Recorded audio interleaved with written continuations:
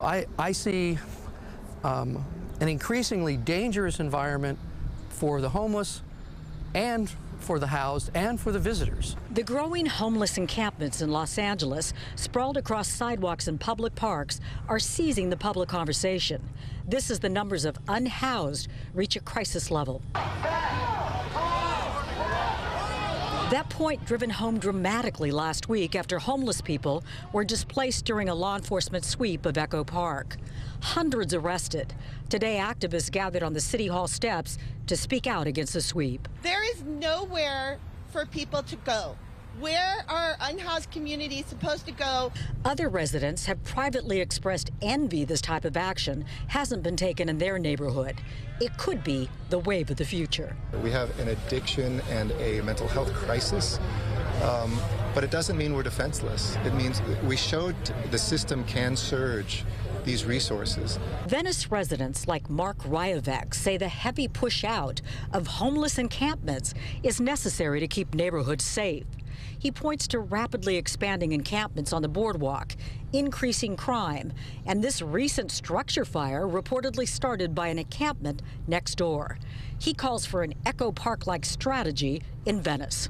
I would like Mr. Bonin to do what Mr. Farrell did. Go down there, make the offers, make repeated offers for those folks to have housing, and then to set a date. And the date is, after this point, we're going to enforce the law, which is there is no camping in LA City parks. It's never been as bad as it is now. I mean, it's clearly gotten to the point where people are getting more desperate than they ever have been. Important to note that we reached out to Councilman Bonin's office again and again today. He was not available for comment. Chris and Alex, back to you. Lori, the woman in your story said that there's no place for them to go, but we know in Echo Park, all the homeless there were offered hotel rooms, they were offered assistance.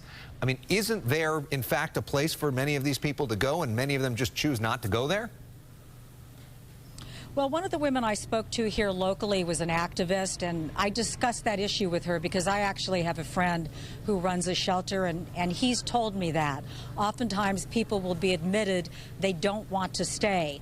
As you know, Chris and Alex, some of the rules can be quite prohibitive in that you're only allowed to leave for certain hours, then you have to be back. Some people have complained that it's almost punitive in nature, like they're in jail. I suppose that is a point of view that some will hold. But what I did hear from people here also was a lot of empathy expressed for people who are homeless. They said they felt so badly for them, even though we are seeing a spike in crimes here in some of the homes in the residential section. So there is genuine concern among homeowners that there could be a break-in, but there's also genuine compassion for people who've been displaced onto the streets. Laura Diaz.